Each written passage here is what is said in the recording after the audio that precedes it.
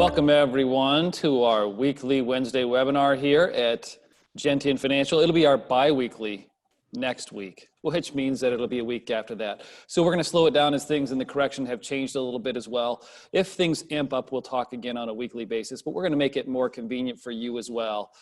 We have fewer and fewer signups during the summer, which we expect as well. A lot of people are watching it later on because during a Wednesday at 11 o'clock, people want to be outside and running around.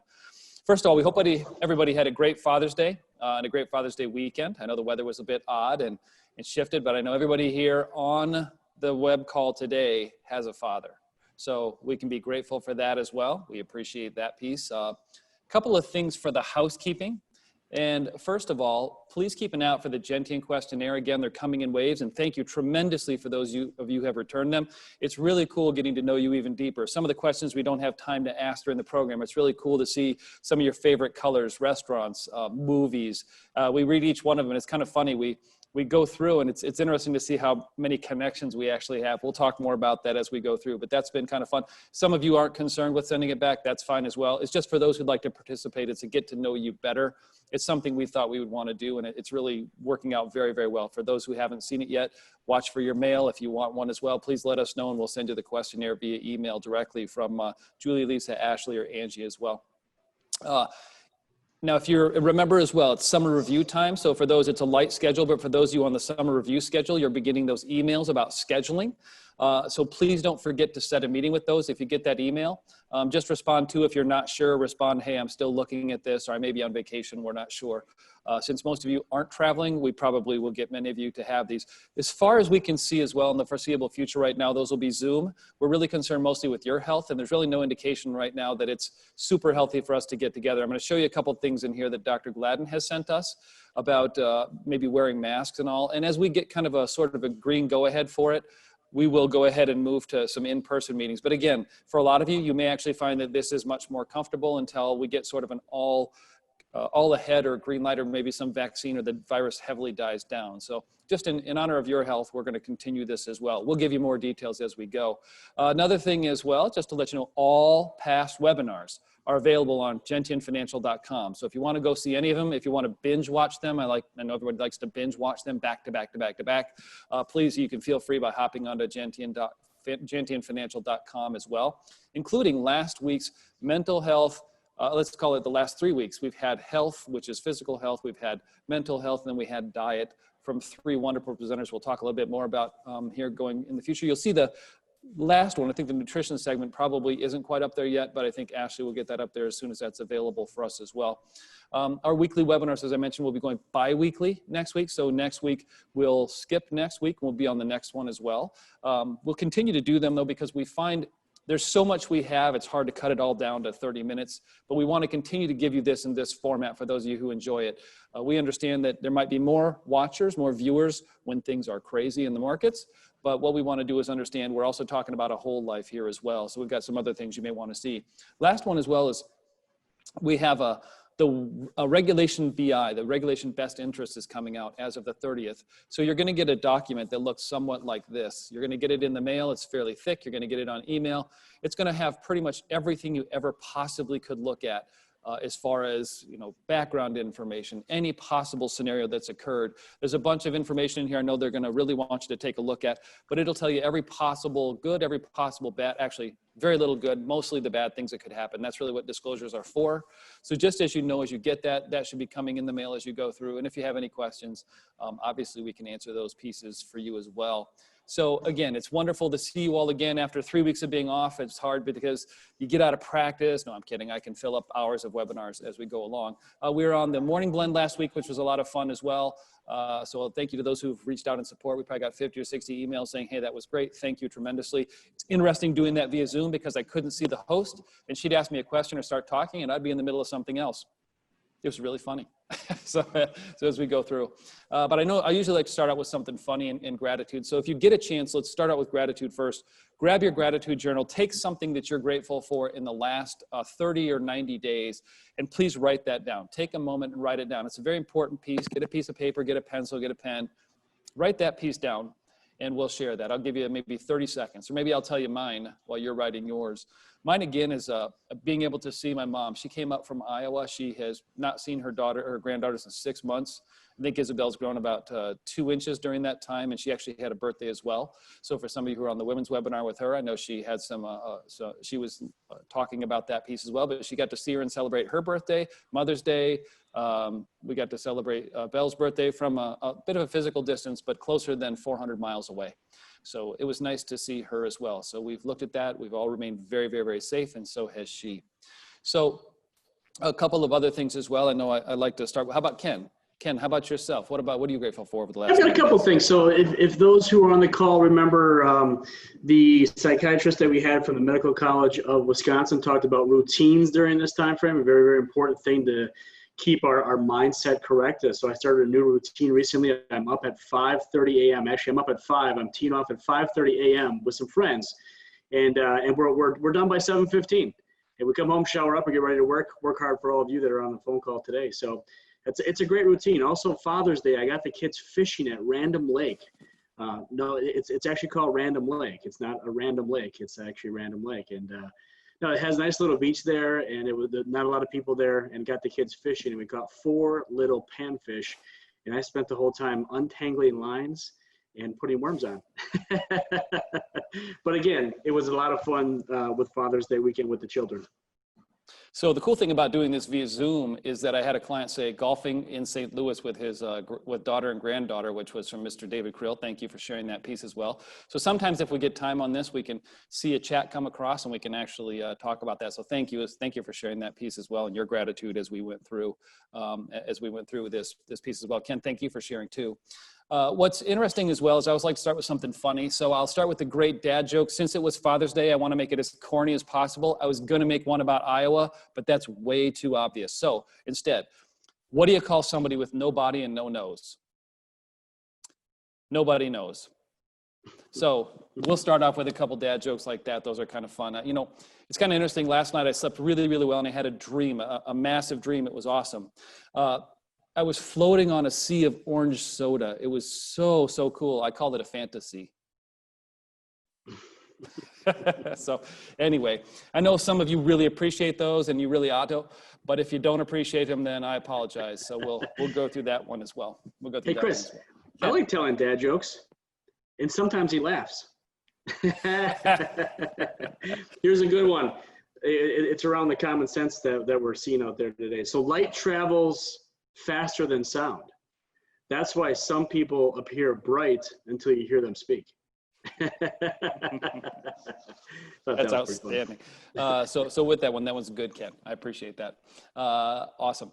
So a couple of things we want to talk about today. So the markets have obviously been pretty crazy for people. I think a lot of people had that realization that, oh my goodness, the markets are up, but the economics of the disease isn't going away. Matter of fact, it's popping up in some southern states where they've been open for 3 or 4 or 5 weeks. And it doesn't seem, you know, there's all sorts of things. I won't go to the protests and all. There's no political agenda with that.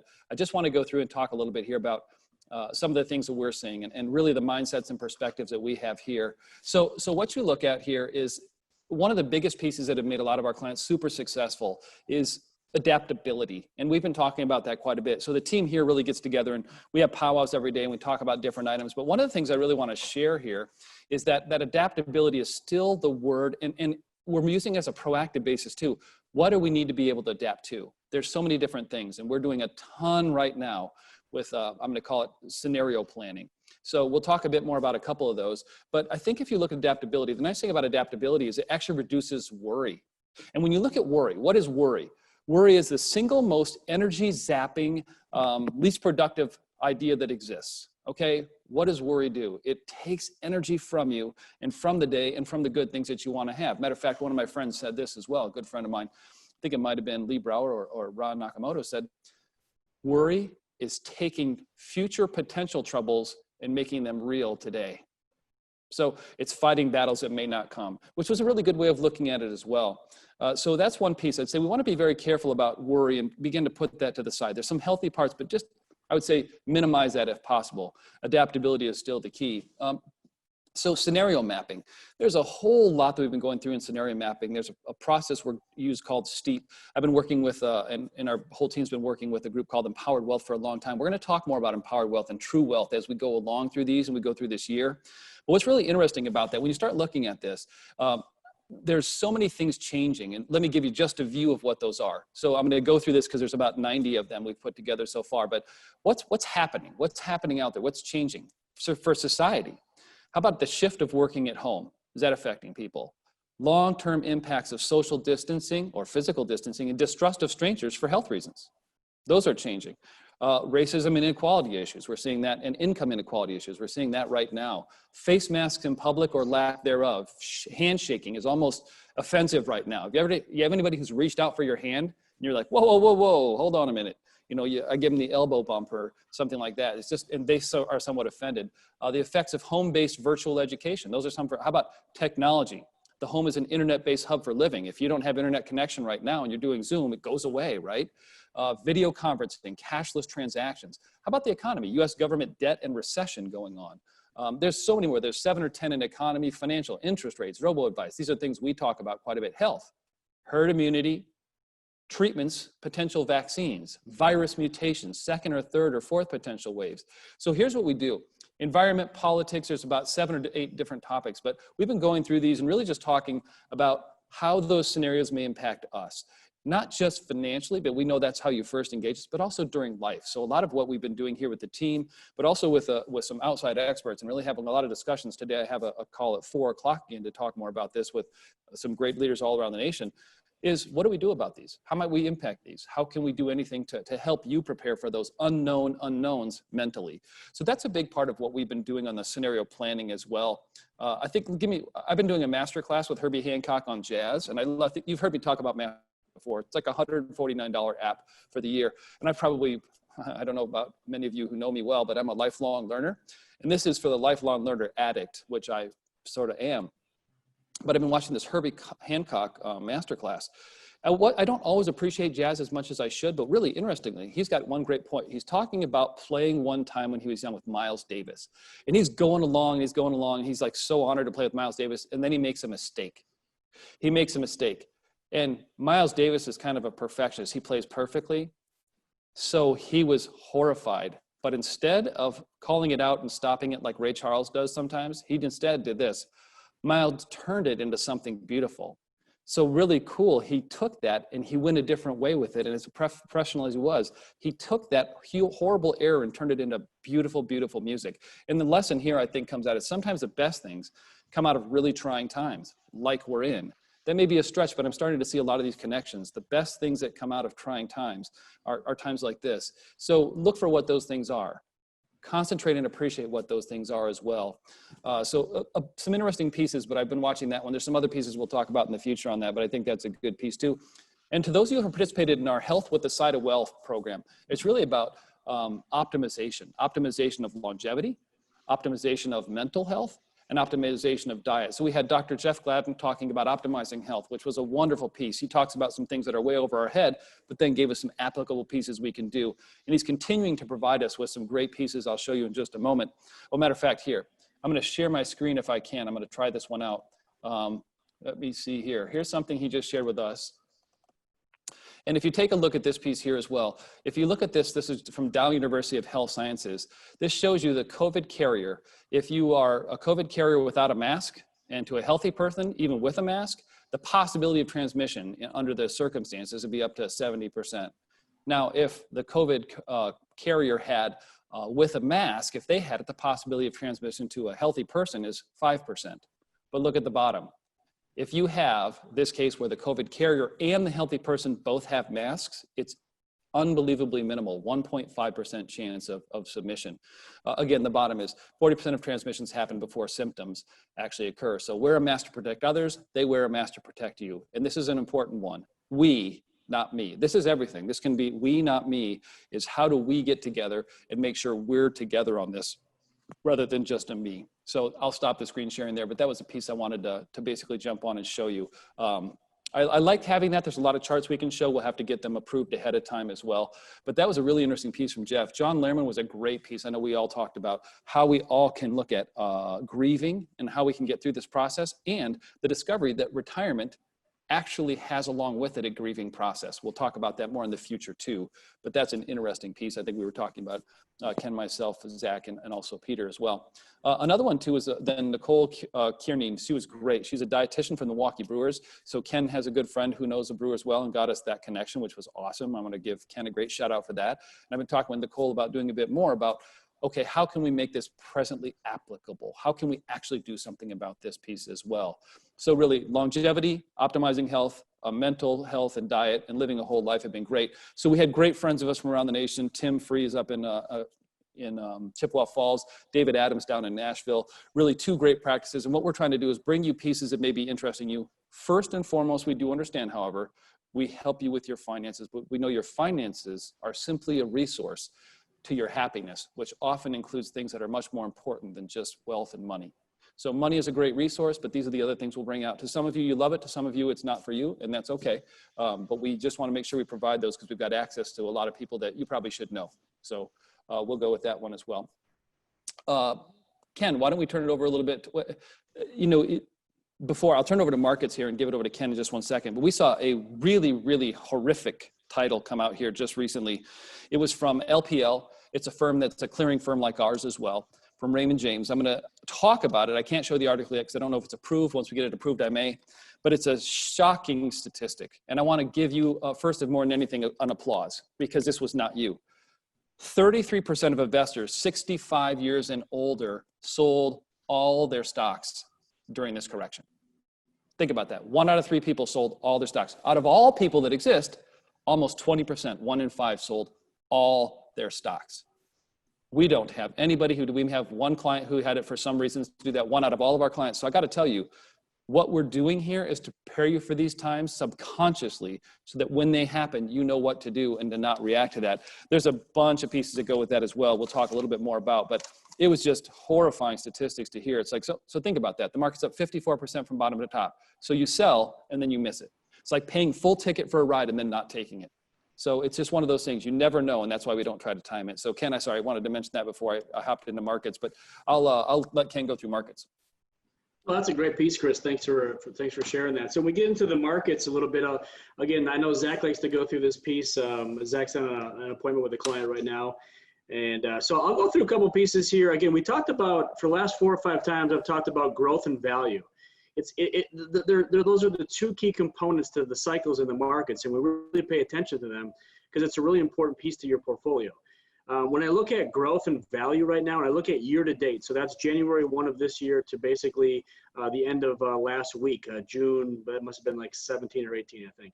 When you look at this piece, growth has dominated the returns by far. So large companies, so we do large companies, mid-sized companies, small companies, growth and value. Large cap growth, these are companies you've heard of, like the big tech companies. That index is up 8.7% for the year, positive 8.7%. Mid-sized companies on the growth side of things, up 4.2%. Small companies on the growth side actually down a touch, negative 4.7% for the year. What's interesting when you slide over to the other side of it and you look at value, large cap, mid cap, small cap, those are the large, mid, and small companies. On the value side, all negative double digits. Small companies on the value side, down 24.5% year to date. That's a category that's been affected quite a bit. Mid-sized companies are next at negative 17.4, and large cap value negative 15.2. Why is this important? Well, again, it's in your portfolio. We pair these up and we rebalance. Rebalancing is part of growth and value as well as part of large and mid and small companies.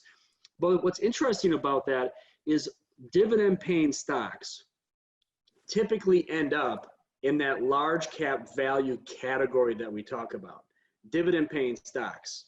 So yes, we may be getting a 3% dividend, but from a depreciation standpoint, we're actually down 15%, while the growth side is up actually 8%. That's a 23% swing as far as appreciation or depreciation, besides the dividend. So if we're getting a 3% dividend, there's a 23% swing in appreciation or depreciation. It depends on which way you look at this. That's 8 years of dividends that we're losing just by focusing on one category, which is large cap value. So this is something we talk about a lot inside the office here, as far as developing portfolios, doing the research, looking at dividend paying stocks, because it is a strategy. But when we look at the appreciation that we're getting on large cap growth, it's hard to argue the evidence and research right now. Yeah, I agree, Ken. Another thing as well from the article that we just looked at, and this might give you some, it is what it is, let's leave it at that. But the previous information came from strategist Ryan Dietrich from LPL Senior Marketing Strategist, and they took it from Fidelity Investments. So that was information came from the direct information. So whatever people tell you, they're lying. This information comes from what is. So what's interesting as well, though, is due to that, and you're seeing some of the effects of it, we actually had in the month of May, $5 trillion in money markets. It's the highest number we've ever seen and a record spike ever. So if you're looking for a reason for stocks to continue their upward trend, if people decide that, like Ken is saying, there's a bunch of dividends there and not paying much in fixed income, there may be a bunch of ability for these stocks to continue to run because there's a lot of dry powder, a lot of cash on the sidelines that has gone out of the market. Eventually, what people tend to feel is, oh my gosh, it's called FOMO, fear of missing out. I'm missing out on the upside. I'm missing out on the downside. Right now, everybody fears missing out of all the stocks that are, all the things that are allowing people to work remotely right now. So it's interesting to watch, but that's a really good point, Ken. Thank you for sharing as well. Yeah. Now, Ken, there's another couple of big things that have occurred on the planning side. And so one of the things we do around here is we share all of our wisdom. So the nice thing, we learn, we got information, we share our wisdom and what we've seen before in the past. And we also share a lot of stories that you'll share internally. But what's important here now is some of the planning that we've gone on. There's been a massive change in the IRS's opinion for one major thing. And I want Ken to go over that if you may. Yeah, that's a good piece, Chris. So unprecedented relief on this one. So it comes down to required minimum distributions. So this year, the IRS has waived that requirement for RMDs, required minimum distributions for those who have taken out distributions. Now, that relief didn't come until basically February and early March. That's when that relief came out. But what they did, though, is in some cases, we're finding that some people have taken out distributions, these RMDs, in January. And originally, the rules were you could go back basically to February 1st. If you took an RMD out after February 1st, you were allowed to put it back in. Well, what about the clients that took it out in January? That's where this relief comes. Now they actually went back the whole year, back to January 1st this year. So anybody that has taken out an RMD that necessarily didn't want to, now that we know the rules now, actually has until, I believe it's actually August 31st of this year to get it back in. So that's really unheard of. That's never happened before. And that's all RMDs. That's not, if you own your own IRA, that's your own personal RMD. We're also talking about non-spouse distributions as well. Unprecedented. We've never seen this before. So again, it's a great rule at the IRS. I think enough of us complained enough and then maybe they listened this time to say, hey, what about the clients that took it out in January that didn't even know the rule was in place? So that was a major piece of a notice that came out by the IRS. Yeah. Thank you, Ken. Thank you, Ken. Anything else in the planning, a quick mention that you'd like to talk about? Yeah, a couple things that come into play here. Social Security, it's one of those pieces that we all plan for. Again, we'll help you out with the sequencing of that. We have our, when to take Social Security, when to turn on a pension, when to take distributions from our portfolio, part-time work. How does this all play in together? The one thing I've seen it twice in my career so far is you actually get one mulligan when it comes to Social Security.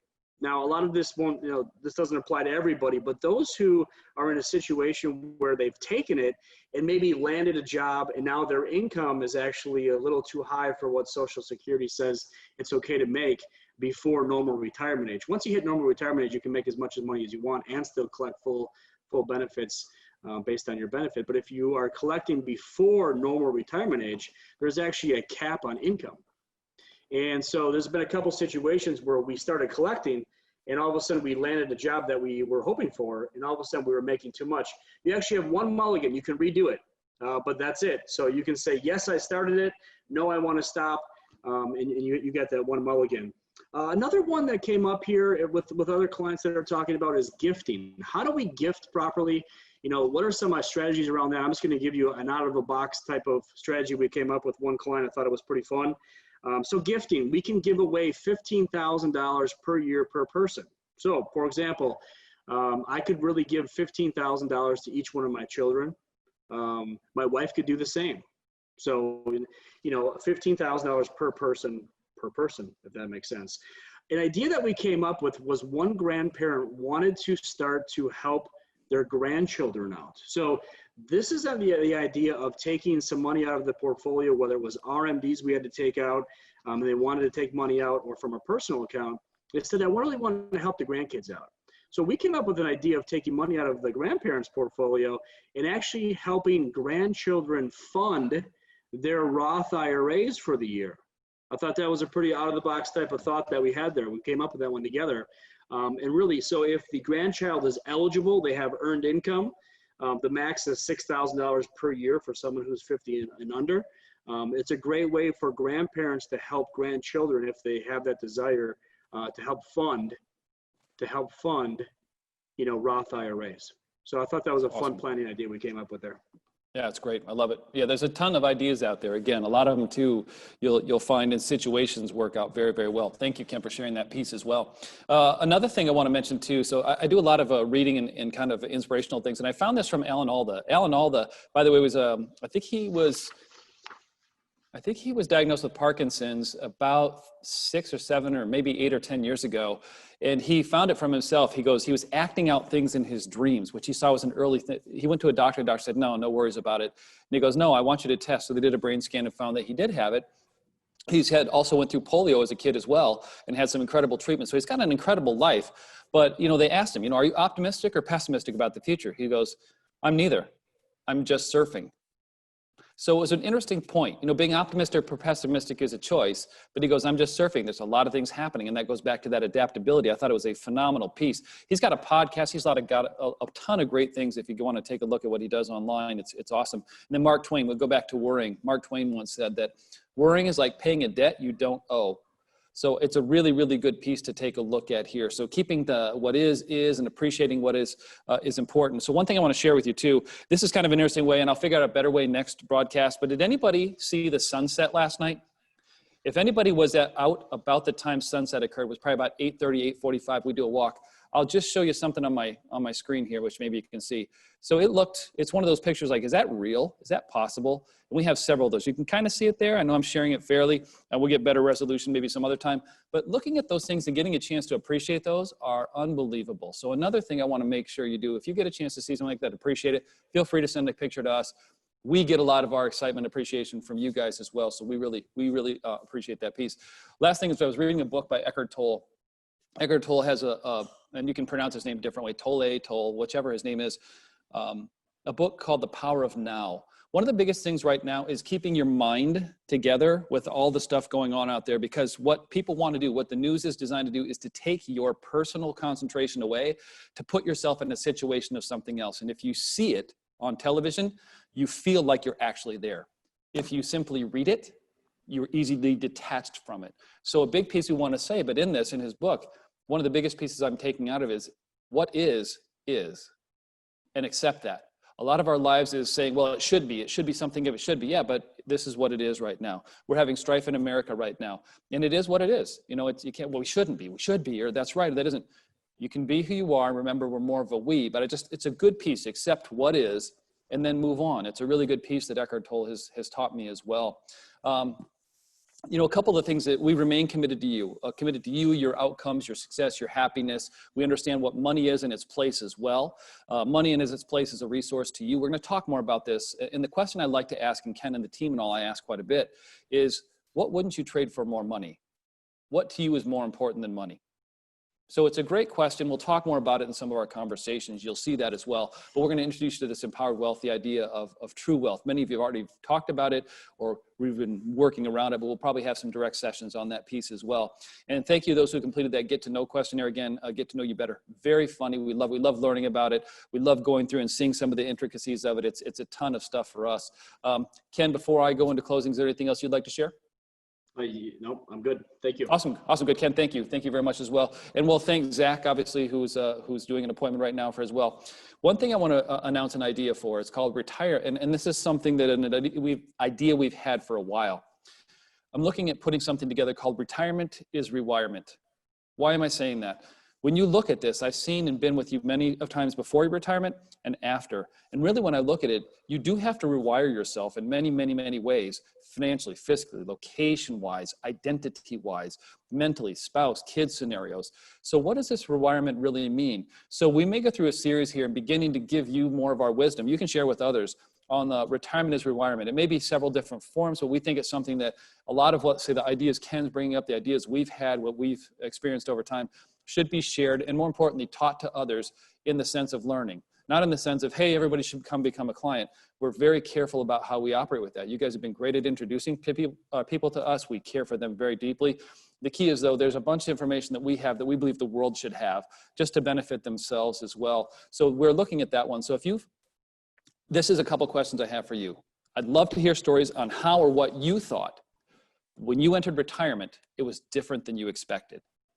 Also, that's on the good side and the rough side. I know some of you say, I didn't realize I could sleep till 9 o'clock every day, unlike Ken right now, who gets up at 4:30.